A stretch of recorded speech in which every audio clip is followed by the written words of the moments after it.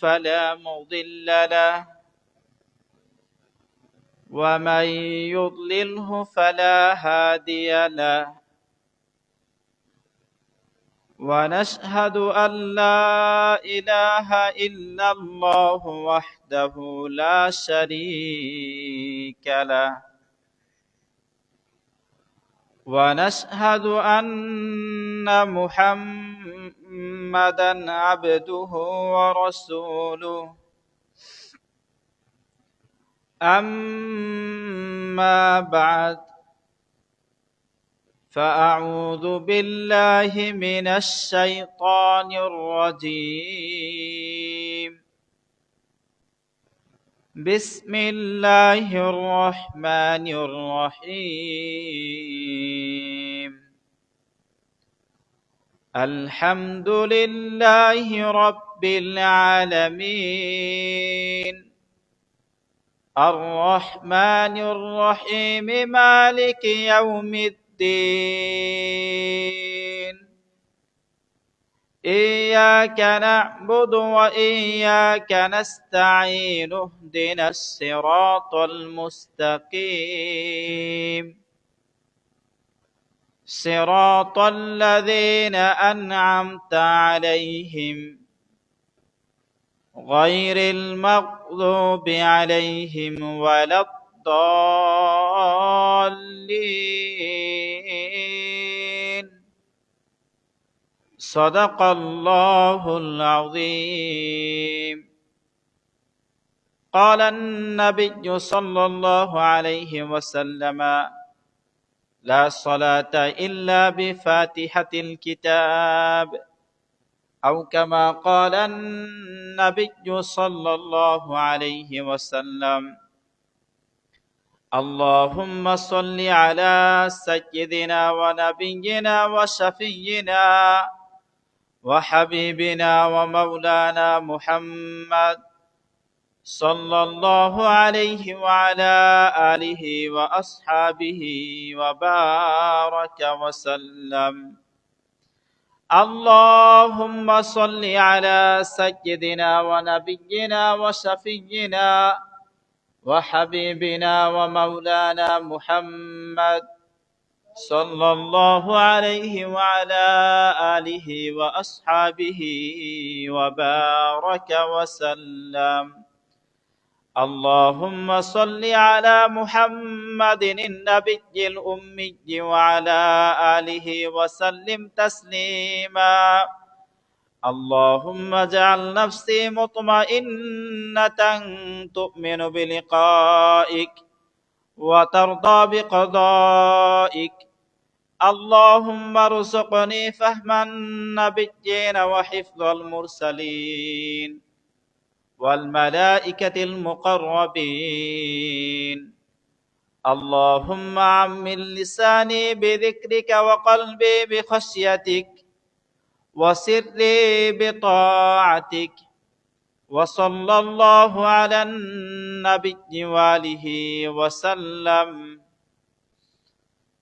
محترم হাজিরিন মহান রব্বুল আলামিনের দরবারে অসংখ্য শুকর ও সুজুদ যেই রব্বুল আলামিন আমাদের সকলকে দয়া করে মায়া করে ভালোবেসে তার পবিত্র ঘর মসজিদে এসে বসার এবং দ্বীনি কিছু আলোচনা শোনার তৌফিক দান করতেছেন এজন্য আমরা সকলেই শুকরিয়া আদায় করি আলহামদুলিল্লাহ।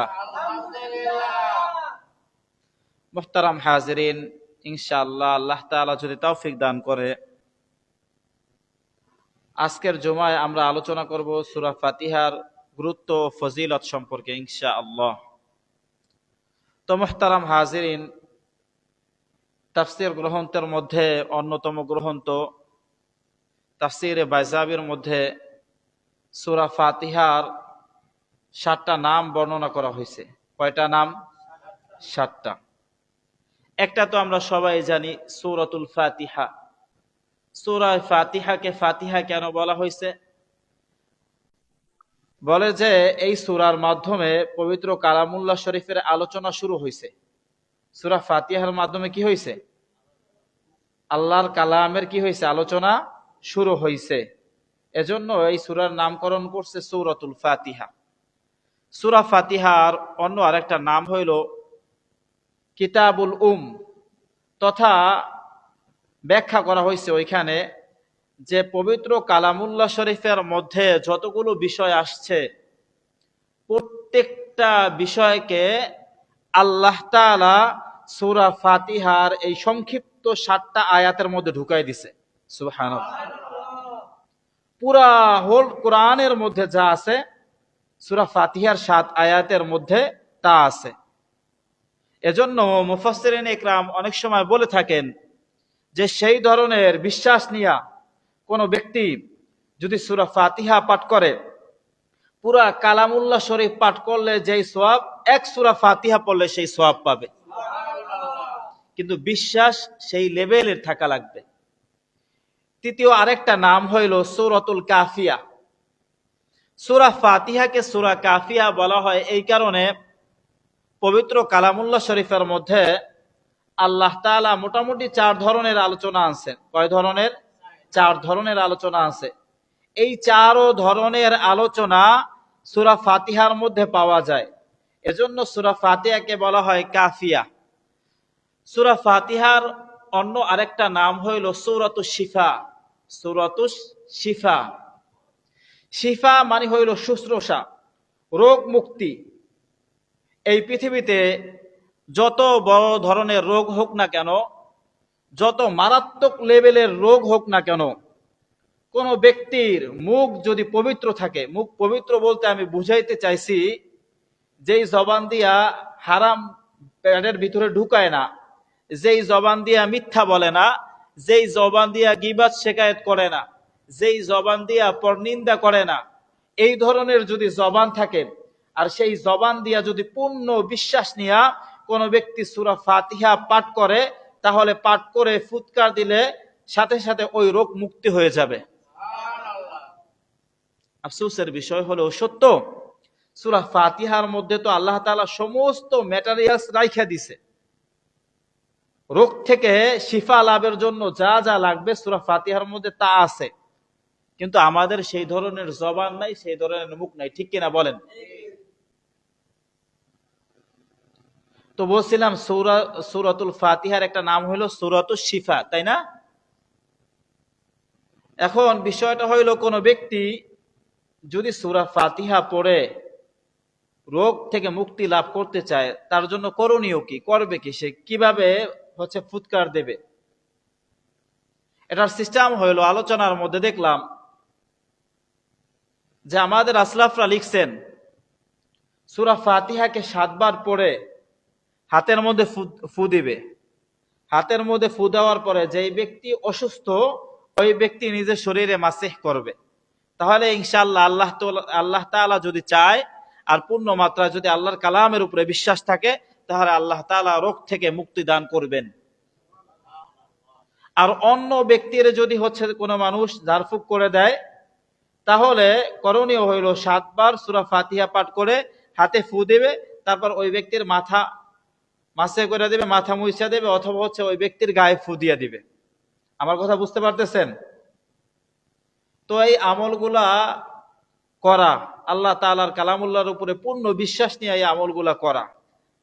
এরপর এখন প্রশ্ন থাকতে পারে যে তাহলে কি আমরা ওষুধ সেবন করব না, সূরা ফাতিহার উপরেই কি নির্ভর করব? ভাই, সূরা ফাতিহার উপরে 100 বার নির্ভর করব, এর পাশাপাশি সুন্নত হিসেবে ওষুধ সেবন করা। আমার কথা বুঝতে পারতেছেন? কোন রোগ হইলে ওষুধ সেবন করা হইল সুন্নাহ। কি বলেন? সুন্নাহ। আল্লাহ রাসূল সাল্লাল্লাহু আলাইহি ওয়াসাল্লাম রোগাক্রান্ত হইছেন, তো আল্লাহ রাসূল সাল্লাল্লাহু আলাইহি ওয়াসাল্লাম হিজামা লাগাইছেন। তৎকালীন জমানায় যেই চিকিৎসা ছিল, আল্লাহ নবী সাল্লাল্লাহু আলাইহি ওয়াসাল্লাম সেই ধরনের চিকিৎসা নিছেন। সাহাবা একরাম চিকিৎসা নিছেন, বড় বড় পীর আউলিয়া গাউস কুতুব ওনারাও চিকিৎসা নিছেন। সুতরাং আমি বুঝাইতে চাইতেছি, আমাদের কোনো অসুস্থতা আমাদেরকে যদি পাকড়াও করে, তাহলে আমাদের জন্য করণীয় হইল আমরাও ডাক্তারের কাছে যাব, আমরাও চিকিৎসা নিব, কিন্তু এর আগে কোরআন আমাদেরকে যেই চিকিৎসা দিছে, যেই ফর্মুলা দিছে, এটা গ্রহণ করা। ঠিক কিনা ভাইরা? পারা যাবে না ইনশাআল্লাহ? ইনশাআল্লাহ। আফসোসের বিষয় হলেও সত্য আমাদের কিছু হইতে পারে না, এর আগেই আমরা সর্বপ্রথম, আমরা যেহেতু একটু শহরতলির মানুষ, সর্বপ্রথম ফার্মেসিতে দৌড়াই। কোথায়? ফার্মেসিতে। যারা একটু আপার ক্লাসের ধনী মানুষ, তারা আবার সরাসরি একদম ডাক্তারের কাছে চলে যায়, তাই না? কিন্তু আল্লাহ তাআলা তো একটা, এই বান্দার শুশ্রূষার জন্য, এই বান্দার শিফার জন্য আল্লাহ তাআলা তো চিকিৎসা রাখছে, সেই চিকিৎসাও গ্রহণ করা চাই। দেখেন, আল্লাহ নবী সাল্লাল্লাহু আলাইহি ওয়াসাল্লামের একদল সাহাবী, ওনারা এক যুদ্ধের ময়দান থেকে ফিরতেছিলেন, এক কাফেলা। তো যুদ্ধের ময়দান থেকে ফেরার সময় কোন এক গোত্রের কাছে ওনারা গিয়ে আশ্রয় নিছেন। তো আশ্রয় নেওয়ার পরে স্বাভাবিকভাবে কোন মানুষরা আপনাদের বাড়িতে আসলে কি করাইবেন? স্বাভাবিকভাবে অন্তত এক বেলা হইলেও তো মেহমানদারি করাইবেন, ঠিক কিনা বলেন? কিন্তু ওই গোত্রের মানুষরা, ওই বংশের মানুষরা আল্লাহ নবীর সাহাবীদেরকে মেহমানদারি করান নাই।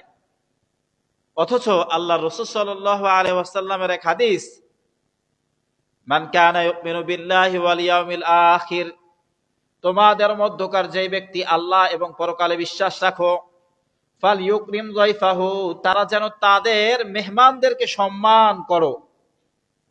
আল্লাহ রাসূল কি বলছেন? যে ব্যক্তি আল্লাহ এবং পরকালে বিশ্বাস রাখে, তারা যেন মেহমানদেরকে কি করে? সম্মান করে। এখন মেহমানদেরকে কেমনে সম্মান করবে? শুধু শুধু সালাম টালাম দিয়া তারপর খাবার টাবার না দিয়ে ভাগাই দিবে? বরঞ্চ মেহমান আসলে মেহমানদেরকে প্রথম দিন নিজেরা যা খায় তার তুলনায় একটু ভালো খাবার নিজের সাধ্যের মধ্যে মেহমানদেরকে কি করানো? খাওয়ানো, আপ্যায়ন করানো, ঠিক কিনা বলেন? তো ওই সাহাবীদের কাফেলা ওই গোত্রের মানুষদের কাছে গেছে। যাওয়ার পরে সাহাবা একরামের খাদ্য ছিল না, খাদ্যের সংকট ছিল ওই সময়। ওই গোত্রের মানুষরা তাদেরকে মেহমানদারি করায় নাই। তো ঘটনাক্রমে রাত্রে ওই গোত্রপতি বংশের যে প্রধান, তারে সাপে কাটছে। সাপে কাটার পরে তাদের মধ্যে যেই ওজা টোজা ছিল তৎকালীন জমানায়, সেই ওজারা ঝাড়ফুঁক করছে, যা করার করছে, তাতে কি হয় নাই? মুক্তি পায় নাই, বরং মরবে মরবে একটা ভাব, এমন অবস্থার সৃষ্টি হয়েছে যে প্রাণ নাশের সম্ভাবনা দেখা দিছে। এখন ওই বংশের অন্যান্য মানুষরা যারা একটু বিচক্ষণ বুদ্ধিমান, তারা সাহাবা একরামের কাছে আসছে। আসার পরে বলতেছে, ভাই, তোমাদের মধ্যে কেউ কি এমন আছো যে ঝাড়ফুঁক পারো? যদি কেউ এমন থেকে থাকো, তাহলে আমাদের গোত্রপতিকে একটু ঝেড়ে দাও, ঝাড়াইয়া দাও। এখন আল্লাহ নবীর সাহাবা একরাম বলতেছে যে তোমরা আল্লাহ রাসূলের সুন্নাহ আদায় করো নাই, আমাদেরকে মেহমানদারি করাও নাই, সুতরাং আমরা তোমাদেরকে ঝাড়ফুঁক করে দিব না। এখন বারবার করজোর অনুরোধ করতেছে। সাহাবা একরাম শর্ত আরোপ করছে, যদি আমাদেরকে, মানে হচ্ছে একটা শব্দ বলছে, তিরমিজির রিওয়ায়াতের মধ্যে আসছে, মূল কথা হইলো যদি 30 থেকে 32টা বকরি আমাদেরকে দেওয়া হয়, তাহলে আমরা কি করব? ঝাইরা দিব। রাজি হইছে। আল্লাহ রাসূলের এক সাহাবী ওই ব্যক্তিরে ঝাইরা দিছে, মুক্তি পাইছে, 30টা বকরি দিছে, সাহাবা একরাম জবাই কইরা খাইছে। আল্লাহ রাসূল সাল্লাল্লাহু আলাইহি ওয়াসাল্লামের কাছে যখন পুরা যুদ্ধের হালত, এই রাস্তার পথের এই ঘটনা শুনাইছে, আল্লাহ রাসূল সাল্লাল্লাহু আলাইহি ওয়াসাল্লাম বলতেছে, ওই বকরিগুলোর কোন গোশত এখনো কি বাকি আছে? থাকলে আমাকে দাও, আমিও একটু খাবো। আল্লাহ রাসূল সাল্লাল্লাহু আলাইহি ওয়াসাল্লাম ওই বকরির থেকে গোশত খাইছেন। এরপর আল্লাহ নবী সাল্লাল্লাহু আলাইহি ওয়াসাল্লাম সাহাবাদের জিজ্ঞাসা করে যে, ভাই, তুমি ঝাড়ফুঁক করছো কি দিয়া? তো আল্লাহ রাসূল ওই সাহাবী উত্তর দিতেছে সূরা ফাতিহা দিয়া। কি দিয়া? সূরা ফাতিহা দিয়া। এখন আল্লাহ রাসূল জিজ্ঞাসা করছে যে, তুমি বুঝলা কেমনে যে সূরা ফাতিহা দিয়া ঝাড়ফুঁক করতে হয়? ওই সাহাবী উত্তর দিছে, জি ইয়া রাসূলুল্লাহ, আমি তো আপনার থেকে সূরা ফাতিহার শান ও মানের ব্যাপারে, সূরা ফাতিহার গুরুত্ব ও তাৎপর্যের ব্যাপারে অনেক আলোচনা শুনছি, অনেক হাদিস শুনছি। এজন্য আমি ভাইবা নিছি যে ঝাড়ফুঁক যদি করতে হয় বা কোনো মানুষের শুশ্রূষার জন্য যদি কোনো কিছু সূরা দিয়ে কিছু করা যায়, তাহলে সেটা হইল সূরা ফাতিহা। সেটা কি? সূরা ফাতিহা। সুবহানাল্লাহ। বাসায় যাইয়া তারপরে কইবেন, বাসায় মানুষরাও তো ওয়াজ শুনতেছে, তাই না? একসাথে ঘরের সবাই মিল্লা যাইয়া কইবেন সুবহানাল্লাহ।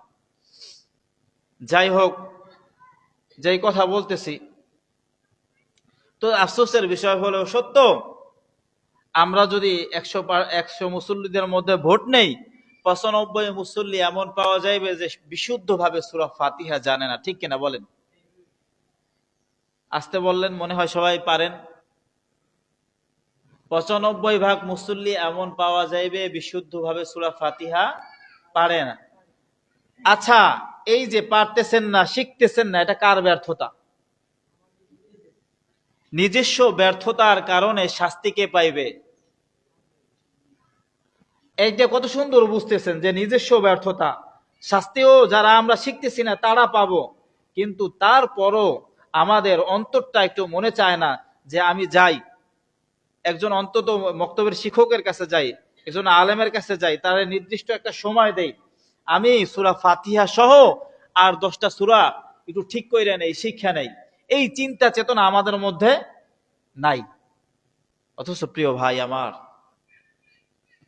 আমাদেরকে যদি কবরে কোনো জিনিস মুক্তি দিতে পারে, সেটা হইল একমাত্র কুরআন। একমাত্র কি বলেন? কুরআন ছাড়া আমার অর্থ, আমার টাকা পয়সা, আমার সন্তানাদি, আমার বাড়িঘর, এরা আমার কবরের সাথে যাবে না। যাবে নাকি?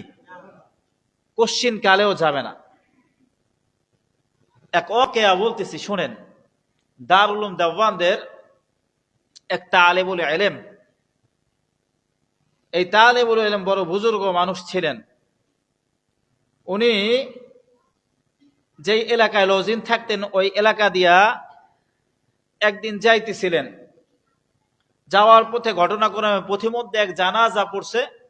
তো সবাই মিল্লা চিল্লা ওনারা ডাকছে যে ভাই একটু, তুমি তো তালেবুল ইলম মানুষ, হুজুর মানুষ, আসো জানাজাটা পড়াই দিয়া যাও।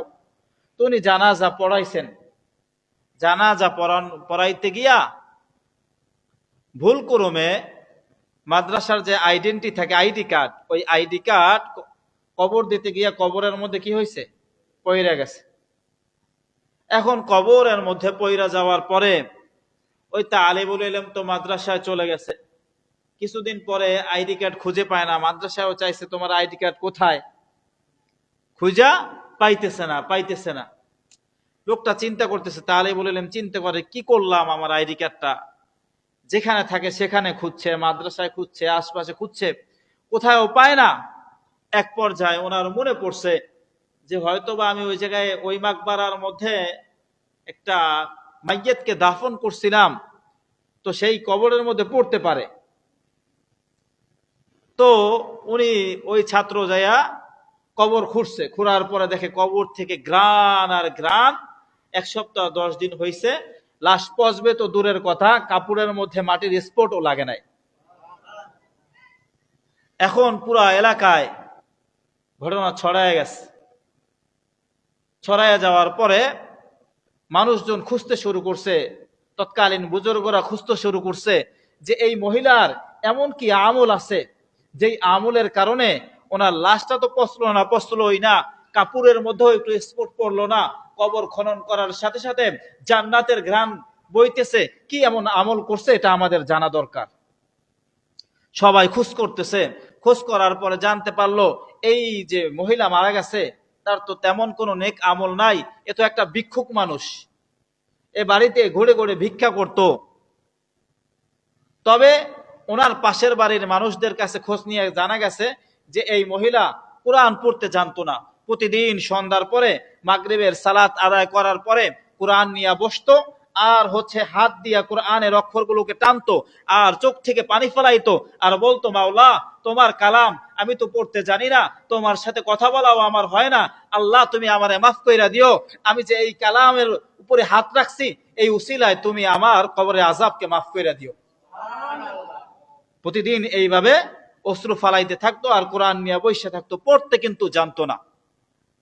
তো এই মহিলা কোরআনের সাথে লাগার কারণে, কোরআনের অক্ষরগুলো আঙ্গুল দিয়ে টানার কারণে আল্লাহ তাআলা তারে এত মর্যাদান্বিত করছে, এত সম্মানিত করছে যে কবরের মধ্যে এই মহিলার লাশটাও পচে নাই। আফসোসের বিষয় হলেও সত্য, পড়তে পারি না তো পারি না, এই চিন্তাও আসে না যে পড়াটা শিখি। আর এই চিন্তাও আসে না যারা কোরআন পড়তেছে পড়তে জানে আলেম ওলামা, তাদেরকে একটু মুহাব্বত করি।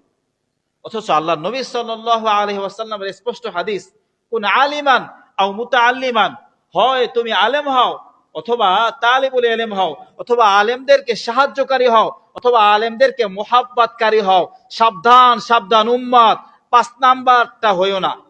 5 নাম্বার মানে আলেম বিদ্বেষী হইও না। কি হইও না? আলেম বিদ্বেষী হইও না। ইমাম আজম আবু হানিফার এক বড় চমৎকার ঘটনা আছে। ইমাম আজম আবু হানিফা, উনি ওনার সভাসদ যারা ছিল 40 জন 42 জন, আরো বেশি হইতে পারে, ফিক লিখতো, ফিকহা, ইসলামী ফিকহা যারা লিখতো, তাদেরকে নিয়ে মাঠের এক কোণার মধ্যে গবেষণা করতেছিলেন। ঘটনাক্রমে অনেকগুলা বাচ্চারা খেলাধুলা করতেছিল। মনোযোগ আমার কথার দিকে। খেলাধুলার এক পর্যায়ে ওই মজমার পাশে বল আইসা পড়ছে। তো বাচ্চাদের মধ্যে, ছেলেদের মধ্যে কেউ যায় না, সাহস পায় না বল যে ওইখানে আনতে চাইবে, কারণ ওইখানে যুগ শ্রেষ্ঠ পৃথিবীর সব থেকে বড় ইমাম বসা, ইমাম আজম আবু হানিফা রহিমাহুল্লাহ বসা, তার সামনে বড় বড় আলেমরা বসা, ওইখান থেকে বল আনবে কোনো ছেলে যাইয়া কি পায় না, সাহস পায় না। একটা বাচ্চা হাতাটাতে কাছে বলতেছে, আরে উনি হুজুর হয়েছে, তাতে কি হয়েছে, যাবো আমি বল নিয়ম দেখবি তোরা। এইভাবে করে চিল্লিয়ে টিল্লিয়ে যাইয়া বেয়াদবিমূলক ভাবে ওইখান থেকে বলটা নিয়ে আসছে। ইমাম আজম আবু হানিফা সেই সময় বলতেছিল, খোঁজ নিয়ে দেখবা এই পোলাটার জন্মে একটু কি আছে, সমস্যা আছে। এই পুরো আলোচনা থেকে আমরা বুঝতে পারি, আলেম বিদ্বেষী হয় ওই সমস্ত মানুষরা, কোরআন বিদ্বেষী, ইসলাম বিদ্বেষী ওই সমস্ত মানুষরা হয় যারা জারজ হয়, যাদের জন্মে দোষ থাকে। নাউযু বিল্লাহ। এজন্য আলেম বিদ্বেষীদেরকে দেখলে আমরা তেমন প্রতিবাদ করি না, ইমাম বিদ্বেষী দেখলে আমরা তেমন প্রতিবাদ করি না।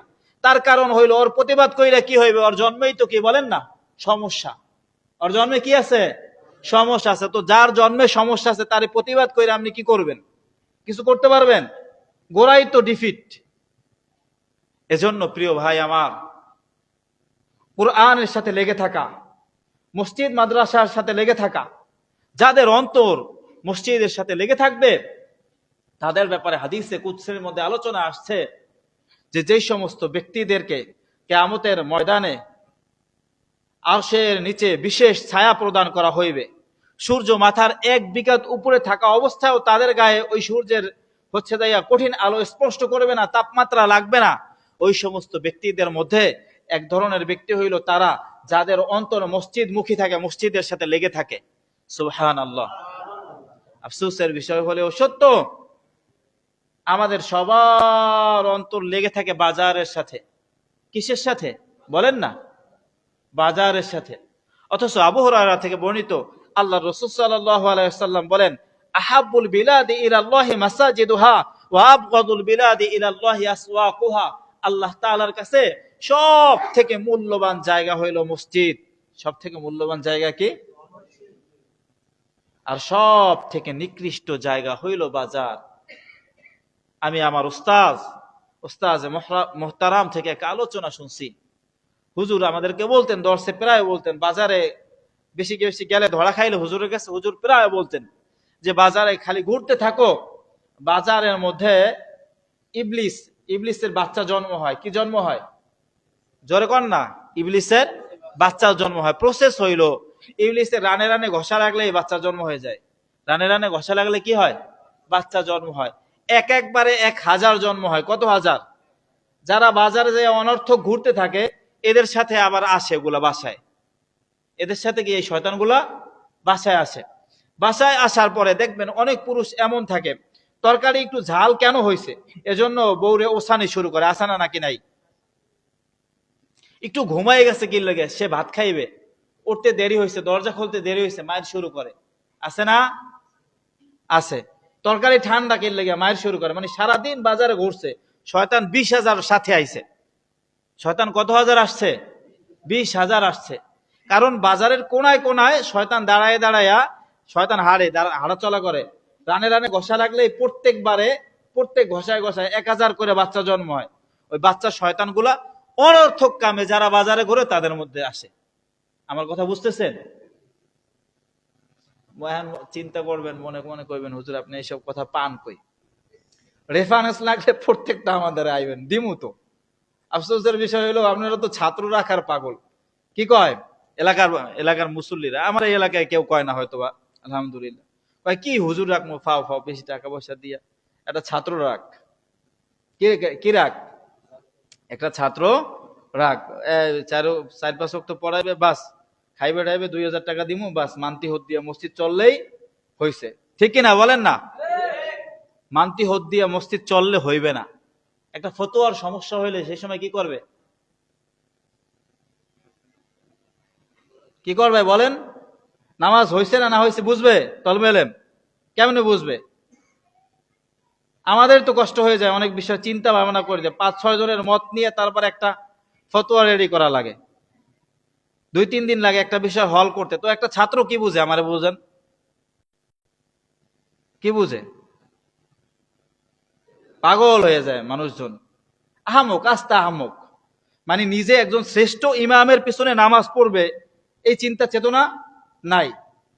সবসময় চিন্তা করে 2 টাকা কেমনে আল্লাহর ঘরে কম দিয়ে পারি। ঠিক কিনা বলেন না? এই মেয়া মসজিদ রে, আপনারা আমরা কি মনে করি? মসজিদ কি জিনিস আগে এটা বুঝতে হবে, এটাই তো বুঝে নাই। মসজিদ মানে যে এই 4 দেওয়ারের 4 দিওয়ারের একটা ঘর, এটাই না। মসজিদ তো একদম এই থেকে নিয়ে জমিনের নিচ বরাবর, এবং এই থেকে নিয়ে একদম সপ্ত আসমান পর্যন্ত বরাবর যত জায়গা, পুরো এইটা দামি আল্লাহর কাছে। পুরো জায়গা আল্লাহ তাআলার কর্তৃত্বের মধ্যে, সমস্ত পৃথিবী তো কর্তৃত্বের মধ্যে আছে। এই জায়গা আল্লাহর এক্সট্রা নজরদারিতে আছে। এজন্য দেখবেন শুক্রবার জুমায় আসলে, আলোচনা শুনতে বসলে ঘুম ঘুম ভাব আসে। খেয়াল করছেন? কেন আসে চিন্তা করছেন? মসজিদের মধ্যে আল্লাহ তাআলার সরাসরি রহমত বর্ষিত হয়। আর ঘুম হইল আল্লাহর রহমতের মধ্য থেকে একটা, নিয়ামতের মধ্য থেকে একটা। এজন্য একটা ঘুম ঘুম ভাব আসতে চায়। অনেক মানুষ এমন আছে, আজকে মনে হয় হচ্ছে এইভাবেই আলোচনা শেষ হয়ে যাবে। মাইকেল জ্যাকসনের নাম শুনছেন? শুনেন না? পৃথিবীর সবচেয়ে শ্রেষ্ঠ ড্যান্সার, পপ তারকা ড্যান্সার মাইকেল জ্যাকসন, হাজার হাজার বিলিয়ন ডলার যে একটা অনুষ্ঠানে পাইতো। উনি হচ্ছে যাইয়া আমেরিকাতে যেই প্রদেশে থাকতো, ওই প্রদেশের ওনার যেই বাসায় থাকতো, ওই বাসার পাশ দিয়ে হাইটা যাওয়ার সময় এক মসজিদ বাজতো ওনার। তো প্রায় সময় ওই মসজিদে আজান শুনতো, ওনার ভাল লাগতো। উনি হাজারটা ডাক্তারের মেডিসিন নিচ্ছে, শেষের দিকে ঘুম হয় না এজন্য। কিন্তু মেডিসিনে ওনার কাজ হয় না, ধরে না।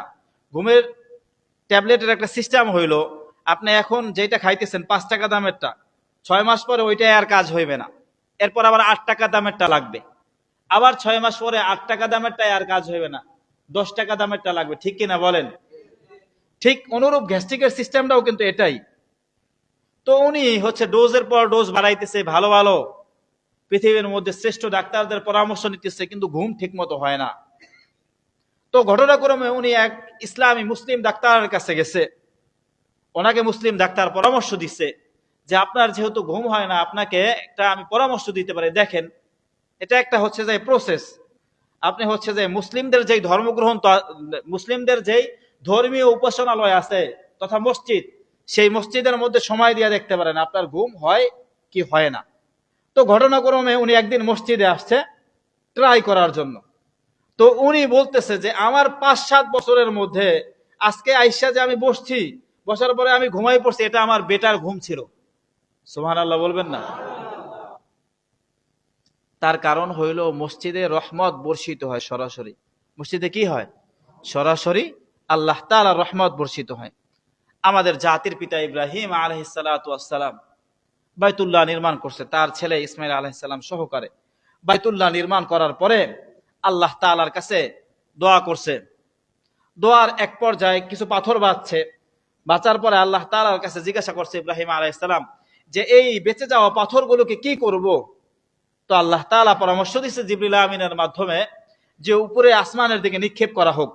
আসমানে পাথরগুলো নিক্ষেপ করছে, যেই যেই জায়গায় এই পাথর পড়ছে ওই ওই জায়গায় একটা মসজিদ হয়েছে। তো আপনি কি মনে করেন? আমরা তো একটা খেলার বস্তু বানাই ফেলাইছি মসজিদ মাদ্রাসারে। ঠিক না? আলহামদুলিল্লাহ এই এলাকায় তো মানে মোটামুটি ভালোই আছে। কত যে প্যারা ঝামেলা, কমিটি ঝামেলা, মানে এই কমিটি আবার ওই বাড়ির মানুষ, এই মসজিদে ওই বাড়ির মানুষ আইবে না, আবার ওই বাড়ির মানুষ আইলে এই বাড়ি আইবে না। কত যে সিস্টেম কইরা ফেলাইছি ধর্মীয় উপাসনা গুলার মধ্যে আমরা, মানে হচ্ছে কপাল পোড়ার যতটুকু অপশন বাকি ছিল অতটুকু হয়েছে যে ওই মানুষগুলো মসজিদ কমিটিতে ঢুকিয়া হয়েছে।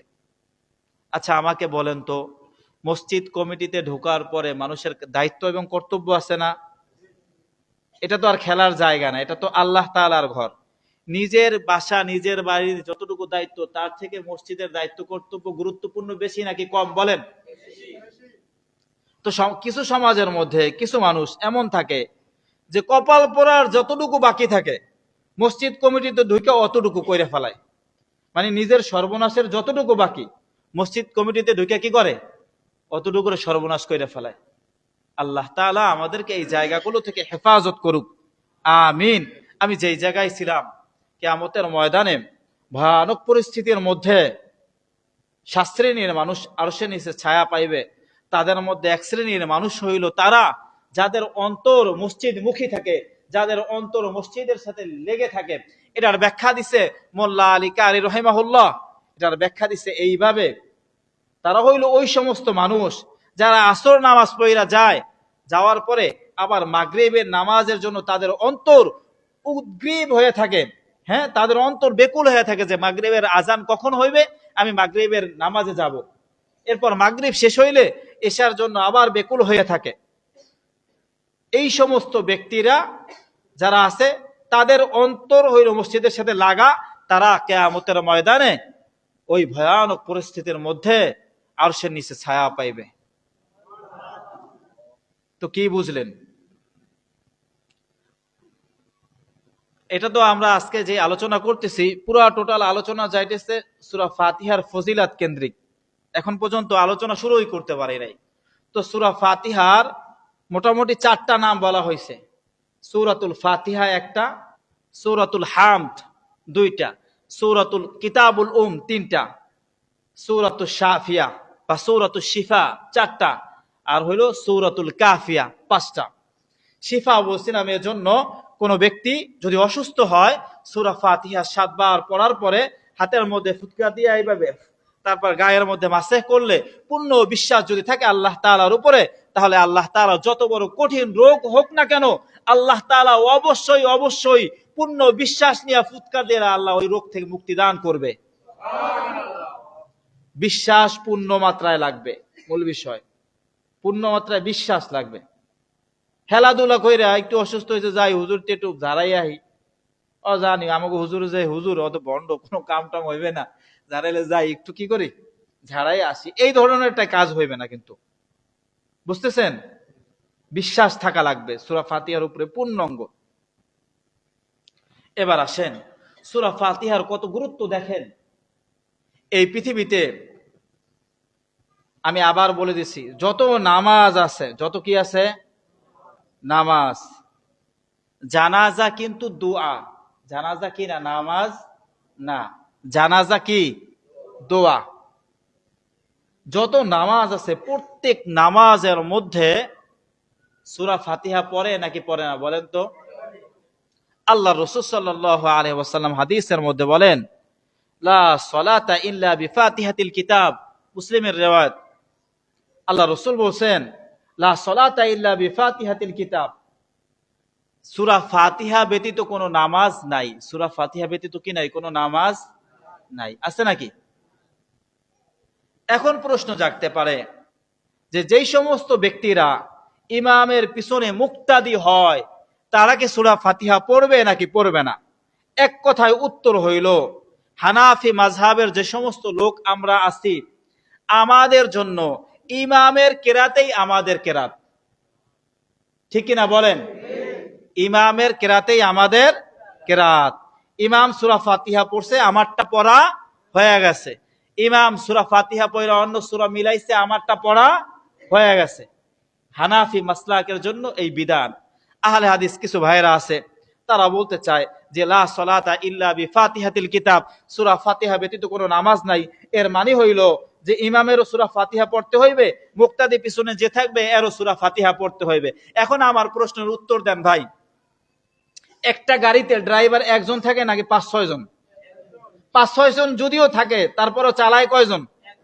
না, সবাই মিলে স্টারিং দিয়ে একটু এদিকে ঘুরাইবে, একটু এদিকে ঘুরাইবে, তাইলে কেমন হইবে? চলবে নাকি? বাগের মধ্যে পড়বে, খালে যাইবে না।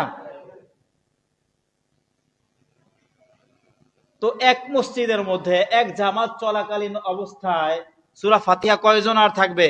একজন। আর তিনি কে? ইমাম। ইমামের কিরাতেই সমস্ত মুসল্লিদের কিরাত। বুঝতে পারতেছেন? আমাদের হানাফিদের জন্য। অন্যরা কি বলে এটা আমাদের দেখার বিষয় না, শোনারও বিষয় না। আমাদের আমলের ব্যাপারে গভীর মজবুত দলিল আমাদের কাছে আছে, এবং আমরা আমাদের আসলাফ সহ শুরু করে বাবা দাদা সবাই এইভাবে আমল করে করে দেখে আসতেছি। ঠিক না বলেন? দেখেন, নামাজের বিষয়গুলো কি, এটা তারতিবর আমাদের পর্যন্ত চলে আসতেছে। আচ্ছা, প্রাথমিক পর্যায়ে আমরা যে নামাজটা শিখছিলাম, খেয়াল করেন আমার কথাগুলো মনোযোগ দিয়া।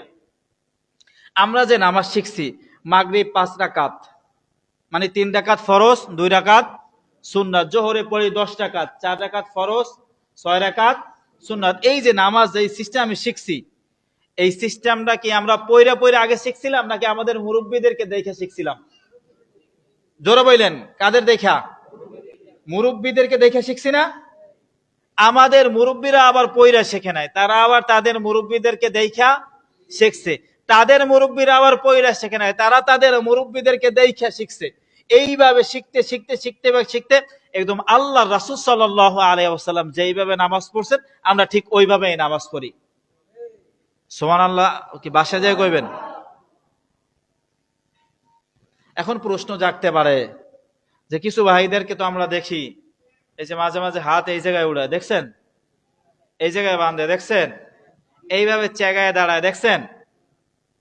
দেখেন নাই? আচ্ছা, সূরা মুমিন আল্লাহ বলতেছেন, ক্বাদ আফলাহাল মুমিনুন আল্লাযীনা হুম ফি সালাতিহিম খাশিউন। মুমিনরাই সফল কাম। মুমিন হইল ওই সমস্ত ব্যক্তি যারা তাদের নামাজের মধ্যে আল্লাহ তাআলাকে ভয় পায়, খুশু এবং খুজুর সাথে নামাজ পড়ে। আচ্ছা, আমাকে বুঝান তো, কোন ব্যক্তি যদি নামাজের মধ্যে এই জায়গায় হাত বাইদা এইভাবে, আমার দিকে তাকান, এইভাবে দাঁড়ায় থাকে, এইভাবে, এই যে দাঁড়ায়, এইভাবে জায়গায় দাঁড়ায় থাকে, এইভাবে তাকাইয়া, তাহলে এদিকে খুশু খুশু হইল, বিনয় প্রকাশ পাইল, নাকি হানাফি মাসলাকের যে সিস্টেম, এই যে আমরা দাঁড়াইছি এইভাবে নাভির নিচে হাত পাইদা এইভাবে যে দাঁড়াইছি, এর মাধ্যমে বিনয় প্রকাশ পাইল? কোনটা? জোরে পান না? ভদ্রতা আদব কোনটার মধ্যে দেখা যায়? হানাফি মাসলাকের মধ্যে আদব বেশি, ভদ্রতা বেশি। হাদিসের গভীরে যে হানাফি মাযহাব আমল করে, অন্য মাযহাবের মধ্যে এটা পাওয়া যায় না। এর মানে যে অন্য মাযহাব শুদ্ধ না, ব্যাপারটা কিন্তু এমন না। 4 মাযহাব, মালিকি, শাফি, হাম্বলি, হানাফি, এর মধ্যে আলা দরজার মাযহাব হইল হানাফি মাযহাব। হানাফি মাযহাব সবসময় প্রত্যেক হাদিসের গভীরে গিয়ে আমল করে। অন্য অন্য মাযহাব ও হাদিস অনুযায়ী আমল করে, তাদের মাযহাবেরও গুরুত্ব আছে, কিন্তু এই 4 মাযহাব ব্যতীত যারা মাযহাব মানে না তাদের কোনো গুরুত্ব নাই ইসলামী শরীয়তের মধ্যে। যারা মাযহাব মানে না তাদের কি নাই? গুরুত্ব নাই। তার কারণ হইল, আমরা এমন কোন ব্যক্তি হয়ে যাই নাই যে আমরা আল্লাহ রাসূল সাল্লাল্লাহু আলাইহি সাল্লামের হাদিস বুঝা বুঝা আমল করব, কোন বড়দের সহযোগিতা ছাড়া। এমন ব্যক্তি হইছি আমরা? হইতে পারে নাই। আল্লাহ রাসূলের হাদিস বুঝতে হইলে বড় বড় আকাবির আসলাফ ওলামা একরামের সহযোগিতা নিতে হইবে। তার কারণ আল্লাহ রাসূল সাল্লাল্লাহু আলাইহি সাল্লামের হাদিস বুঝছেন সাহাবা একরাম, সাহাবা একরাম থেকে বুঝছেন তাবেঈন, তাদের থেকে তাবে তাবেঈন, তাদের থেকে আইম্মায়ে মুস্তাহিদিনরা হাদিস বুঝছে। আমরা তাদের লেভেলে বুঝতে পারি নাই, তাদের মতো এত বুঝ শক্তি, এত মেধা এটা আমাদের হয় নাই। শুধুমাত্র ইয়াহইয়া ইবনে মাঈন রাহিমাহুল্লাহ, ওনার 1,10,00,000 হাদিস মুখস্থ ছিল। কত লক্ষ? 10 লক্ষ। কত লক্ষ? চিন্তা করেন, বা সনদ সহকারে। ইয়াহইয়া ইবনে মাঈনের ব্যাপারে তো বলা হয় হাদিস শাস্ত্রের মধ্যে যে ইয়াহইয়া ইবনে মাঈন যেটারে বলবে হাদিস ওইটা হাদিস, যেটারে বলবে যে হাদিস না ওইটা কি না হাদিস না। আমাদের দেশে তো বর্তমান জমানায় আমরা কুরআনের হাফেজ হই, তৎকালীন জামানায় আমাদের মুরব্বীরা হাদিসের হাফেজ হইতেন। বুখারী, মুসলিম, আবু দাউদ, তিরমিজি, নাসাই, ইবনে মাজাহ এগুলো সব মুখস্থ কইরা ফেলাইতেন। তো তারা যেইভাবে ইসলাম বুঝছে আমরা কি সেভাবে বুঝবো? বরঞ্চ তাদেরকে অনুসরণ কইরা ইসলাম অনুযায়ী আমাদের চলতে হইবে। বুঝতে পারছেন? আল্লাহ তাআলা আমাদেরকে বিশুদ্ধ দ্বীন বুঝে, বিশুদ্ধ ইসলাম বুঝে আমল করার তৌফিক দান করুক, আমিন। মূল আলোচনার সংক্ষিপ্ত একটু বলে দেই। আমাদের আজকের আলোচনার মূল বিষয় ছিল সূরা ফাতিহার গুরুত্ব ও ফজিলত। সূরা ফাতিহার গুরুত্ব ও ফজিলত বলতে গিয়া আমরা কোরআন পাঠ করলে কি হচ্ছে যে সওয়াব হইবে, কি পূর্ণতা পাওয়া যাইবে, এই ব্যাপারে একটা ঘটনা বলছি এক মহিলার। এবং সূরা ফাতিহার 5টা নাম আমরা বলছি, 5টা নাম আবার বলে দেই। সূরা ফাতিহার 7টা নাম মূলত, আগামী সপ্তাহে বাকি 2টা সহ আলোচনা করব। এই সপ্তাহে 5টা বলা হয়েছে। 1 নম্বর সূরাতুল ফাতিহা, সূরাতুল হামদ, সূরাতুল কাফিয়া, সূরাতুল শিফা আর কিতাবুল এবং সূরা ফাতিহার ব্যাপারে একটা হাদিস পাঠ করা হয়েছে। আল্লাহ রাসূল সাল্লাল্লাহু আলাইহি ওয়াসাল্লাম বলেছেন, লা সলাতা ইল্লা বিফাতিহাতিল কিতাব, সূরা ফাতিহা ব্যতীত কোনো নামাজ নাই। সুতরাং নামাজ বলতে নামাজ বলা হয় ওই জিনিসে যার মধ্যে রুকু এবং সেজদা আছে। অনেক ব্যক্তিরা, অনেক ভাইয়েরা মিডিয়ার মধ্যে গুজব ছড়ায় বেগম খালেদা জিয়ার জানাজা হয় নাই। তার কারণ কি? জানাজার মধ্যে ফকিহে আজম, বর্তমানে বাংলাদেশের ফকিহে আজম মুফতি আব্দুল মালিক দামাত বারকাতুহু আলিয়া হযরত জানাজার মধ্যে সূরা ফাতিহা পড়ে নাই, এজন্য কি হয় নাই? জানাজা হয় নাই। নাউজুবিল্লাহ, এটা একটা মিথ্যা।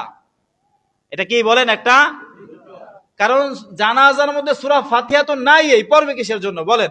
জানাজার মধ্যে সূরা ফাতিহা আছে, তা না থাকলে বানায় বানায় পড়বে। এজন্য জানাজা একদম বিশুদ্ধ হয়েছে, কোনো সমস্যা হয় নাই। আর জানাজার মধ্যে সূরা ফাতিহা নাইও। বুঝাইতে চাইছিলাম এই কথা যে প্রত্যেক নামাজের মধ্যেই সূরা ফাতিহা আছে। সূরা ফাতিহার অনেক গুরুত্ব। সর্বশেষ একটা বিষয় বলছিলাম, কোন ব্যক্তি যদি অসুস্থ হয় সূরা ফাতিহা 7 বার পড়ে নিজের হাতের মধ্যে এইভাবে ফু দিয়া তারপর মাথাটা তার শরীর মাসে করে ফেলাইলে 100% বিশ্বাস যদি কোরআনের উপরে থাকে তাহলে রোগ যাই হোক ওই রোগ থেকে মুক্তি পাইবে। পুরো আলোচনাটা এইভাবে ছিল। 2 মিনিটে এটা আবার একটু বুঝাই দিলাম যারা পরে আসছেন তাদের জন্য।